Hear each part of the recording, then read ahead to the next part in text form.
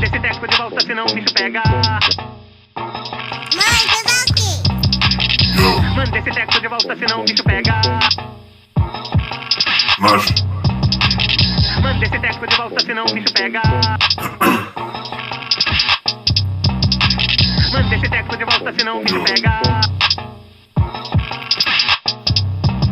Não vem dizer o que eu tenho que fazer. Não vem dizer o que eu tenho que fazer. Na minha mente crio situações que me levam para outro patamar. É difícil tu tentar me amar. Eu carrego traumatizações. Minha vida é um filme, então senta e assiste. Eu que sou o diretor, baseado em fatos reais. Na realidade, o acesso vem de dentro, o externo é um argumento. Letras cheias de cimento, panturrilhas são batatas. Eu pedalo na minha bike, tipo Dominique Fike, atropelando vários fake. Eles são só lagartixas e eu sou uma naja.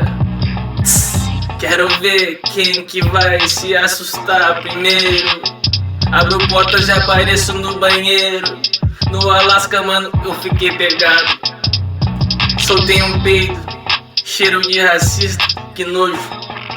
Eles tão tipo Smith e me perseguem, mas eu sou o Mr. Ventura.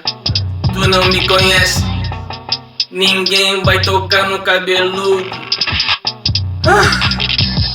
Ninguém vai tocar no cabeludo. Se tocar, eu boto um dentro do outro, tipo todo poderoso, porque eu tenho o poder. Yuri Freeman, nego, tenho o poder. Não vem dizer o que eu tenho que fazer. Não vem dizer o que eu tenho que fazer. Não vem dizer o que eu tenho que fazer. Não vem dizer o que eu tenho que fazer. mas,